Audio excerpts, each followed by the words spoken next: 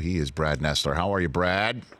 Hey, buddy. I thought when we talked last time I couldn't get a game that was more compelling. Right. And then last week happened. I don't know what's more, jaw-dropping. The 100-yard pick six off of Harris is back, or the fact that the last play that did in Alabama was its umpteenth penalty that came on something that was fundamental. That was a shocker, Brad, huh? Really a shocker. First of all, Alabama is usually not that sloppy to have 13 penalties, and then to get outfoxed if that's the case. Gus has got a lot of tricks in his bag, and he was saving that one. And you could see the confusion, and Gary was on top of it that they were never going to get their guys off the field. I was worried that they're going to snap it to Bo Nix. I was wondering why Jalen Waddle wasn't back in punt return formation.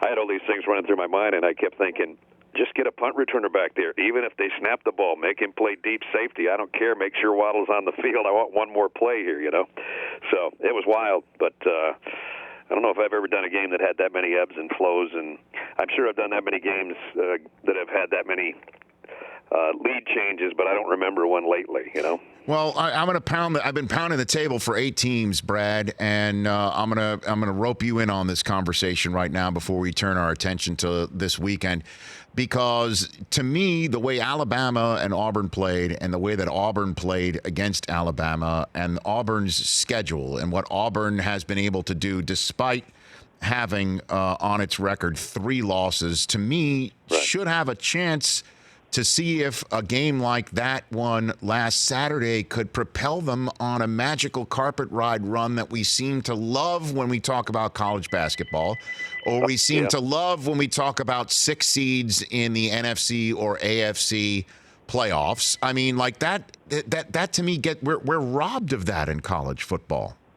Yeah, we really are. And, I'm with you that the schedule they played was as good as anybody's in the country, and they lost it 2-4-10, or actually it probably wasn't more like 2-4-8 now, and they were all good games, and then to have one like that and have it be the end of your not the end of your season, you got a bowl game, but yeah, it would be great to have them in a playoff mixture, and because I think when they're on, they're as good as anybody in the country, and their defense is as good as anybody in the country. So it would be nice. I don't know. We'll see it sometime. I don't know if we'll see it in my broadcast career, but we'll see it in yours. You're much younger than I. I'm not too far down the road, Brad, but I just think it's time. I think it's time, and I'm sure all of the television partners. I'm sure. Everyone at the Tiffany Network that you represent with your blazer and your pipes, would love to take one of those games, I would love to take one of those games. Right? Trust me. I did that for 2 or 3 years at the other network, and it's a lot of fun. It was kind of the same teams there for a while, but at least we have somebody else that we know is going to be in the mix with Alabama not being. But I'm with you. I'm all for expansion. I think they should do it. I think they will do it. I just don't know when the time's going to come. Brad Nessler here on the Rich Eisen Show. Break it down for me, sir. You have the floor. LSU, Georgia. What do you think it comes down to? Well, I think there's no way that LSU is going to score 49 points on Georgia, which is their going average right now. But Georgia hasn't seen an offense like this yet, but LSU hasn't seen a defense like this yet. So, you talk about the classic confrontation, number 2 in just about every category on offense for LSU, and the same for Georgia's defense. I think if Georgia can hold them to 27 points, which is conceivable, Auburn did it, and Georgia's defense, I think, is as good as Auburn's. But Georgia's got to find a way to get some points, and they got to steal a possession here or there, like one possession a game, whether it be a block punt, a punt return, a fumble, an interception, something like that. Because if they play like they played against them last year in the regular season in Baton Rouge, it's not going to be close, because that was an LSU offense that was nothing like this one, and they put up 36. So, Georgia's got to find some offense, and I'm not sure where they're going to find it with the people they have. But if their defense can play like they have, who knows? I think it could be close. Don't you think that's all it needs to be for LSU is close, right? That's all they need? going into this game? You mean to make the playoffs? Yeah, because, I mean, obviously Coach O would love to bring an SEC championship back to Baton Rouge, but it's all about the big kahuna. Right. And that's basically what they need out of this game, essentially. Wouldn't you agree with that? Absolutely. I think they're in no matter what happens. No kidding.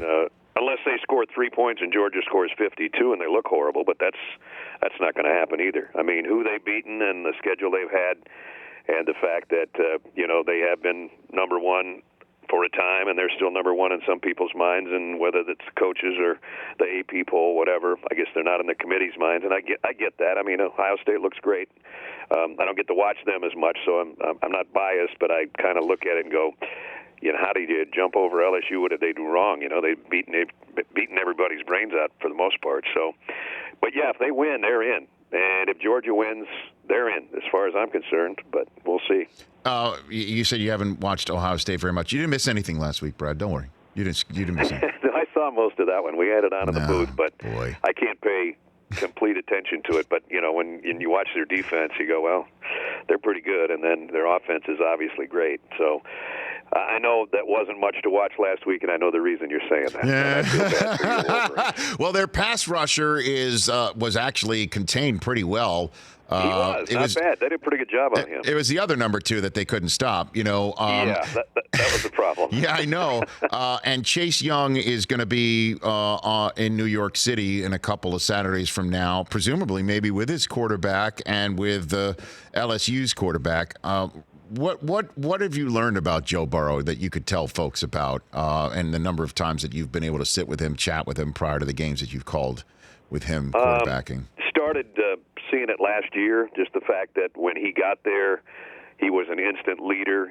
I think there's some skepticism from, fans, teammates, whatever. Here's this guy comes in from the Midwest, and we're supposed to trust him. In the beginning of the season, he outdid everybody in the weight room for a guy his size.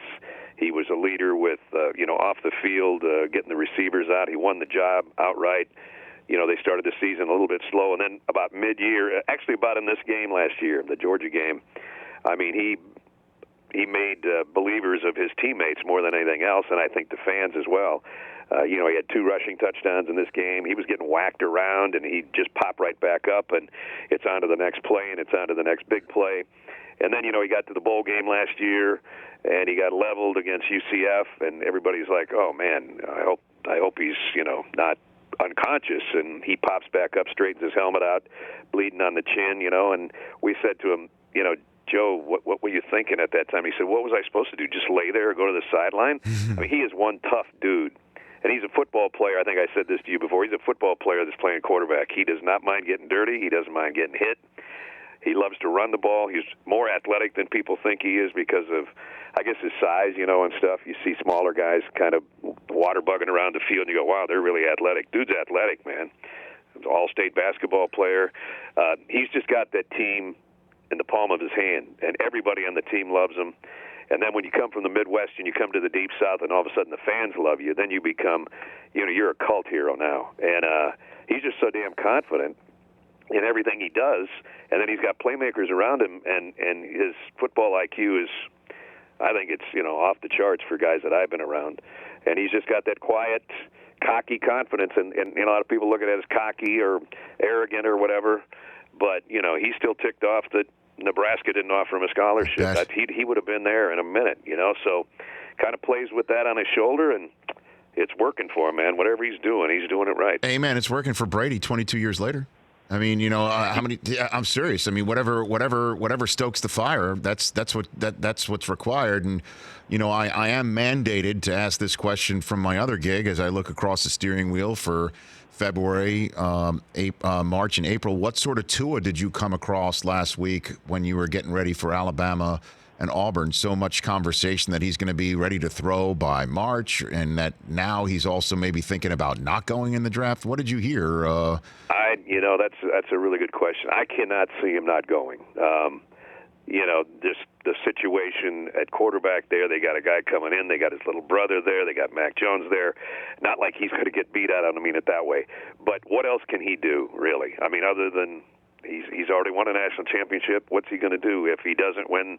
He's not going to win the Heisman, but who cares? I mean, that doesn't matter. He's going to be a zillionaire, and I think that it's his time to go, and I think he'll be a very high draft choice. I at one point thought he'd be number one for sure. I don't think he will be now. I think that'll go to Joe Burrow or maybe Chase Young, or it depends on who needs what and who's in what spot. Right.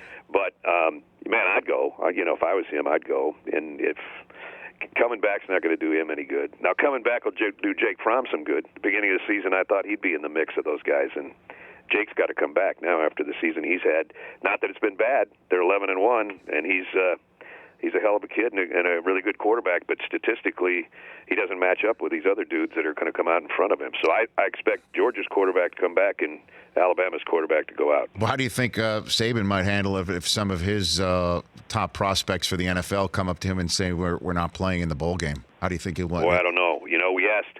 I wish I would have asked that to some of the Alabama kids. I asked the Auburn kids last week because they were talking about there were so many of them that came back, Derek Brown and Marlon Richardson and their whole secondary basically, and they're all seniors, and they were in the same room with us.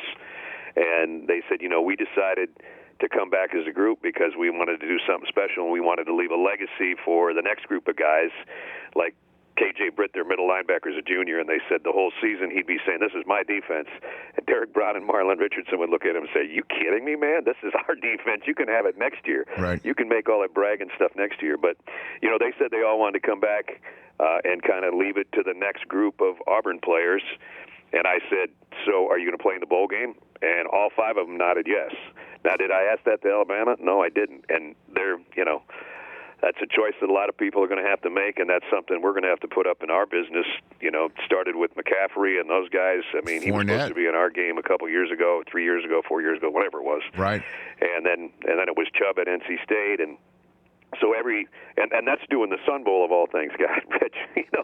Right. That's not even like a major deal. It is to us, but it's not one of the big bowl games. So unless you're playing for the championship and you're in the college football playoffs, there's going to be a lot of kids that are going to say, I got to get ready for the draft, and I'm sorry, coach. And I think most coaches, I would say to them, hey, you put your time in for this school and this team, go ahead, and come with us on the bowl game if you want to, but, don't go take the chance of getting hurt.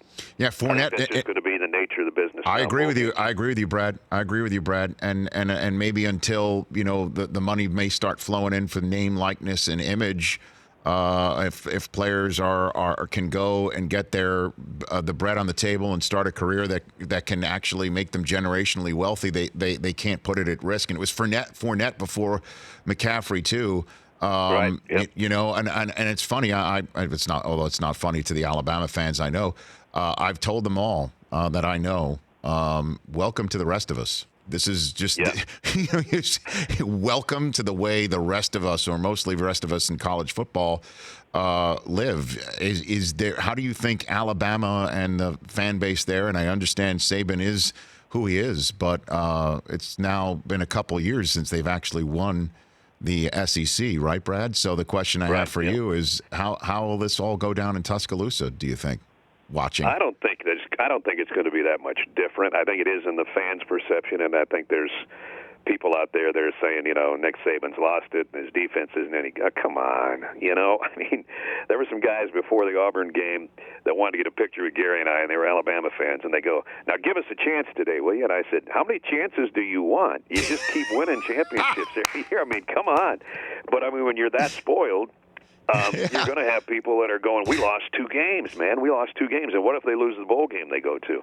We lost 3 games. It's Armageddon. It's the end of football as we know it. It's not. They're going to be good again. He's got number 2 recruiting class coming in. He's got a great quarterback coming in. He's got a couple pretty good ones already there.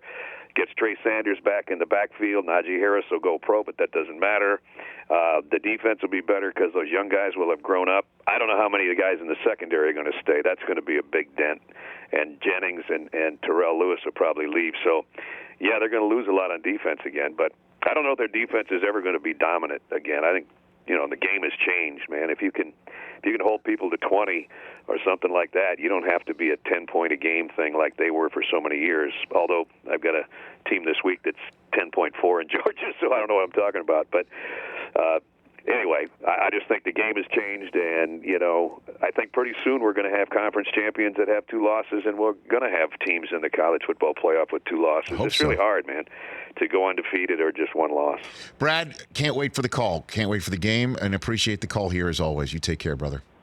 You got it, brother. I'll see you soon. That's Brad Nessler calling the game with Gary Danielson on CBS. For more of The Rich Eisen Show, tune to Audience Channel 239 on DirecTV for free on BR Live or download the Rich Eisen Show app.